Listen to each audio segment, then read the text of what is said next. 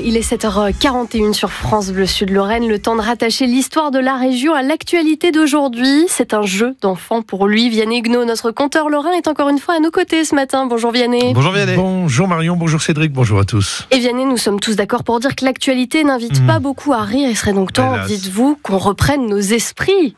Eh bien oui, même si l'invitation peut choquer parce qu'on est assailli de tristes nouvelles, et pourtant il faut vivre et donc rire.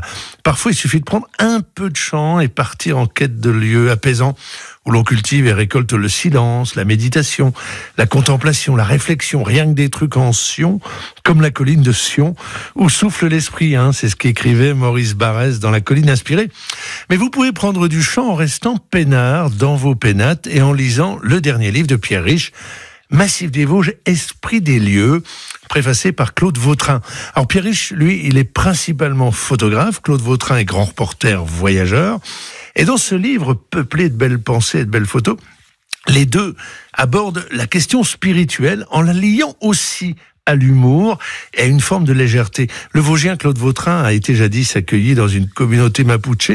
C'est un des peuples autochtones du Chili. Et chez les Mapuches, on dit là où les esprits s'amusent. Je cite, bien sûr.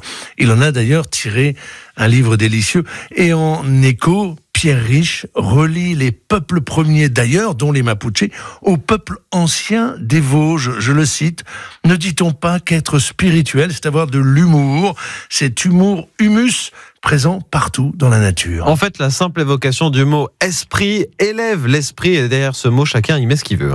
Tout à fait. Pour Barrès, si on représentait un lieu où souffle l'esprit, où on se sent intime avec ou amoureux d'une patrie, la France ou la Lorraine. Pour d'autres, c'est au sein d'une famille que l'esprit se ressource. Et puis, en ce moment, certains députés probablement se posent aujourd'hui la question sur l'esprit de nos institutions. Esprit, es-tu là? C'est pas sûr, répondit l'écho du Palais Bourbon. Et alors, pour Pierre Riche, l'esprit et l'âme des Vosges, c'est une accumulation de splendeur et de mystère.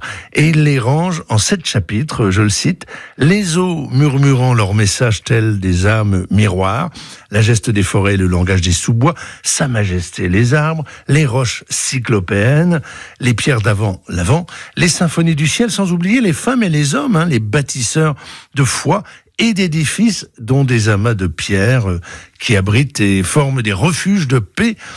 Mais alors des amas et des murs qui nous séparent aussi, ou nous isolent, regrette Claude Vautrin.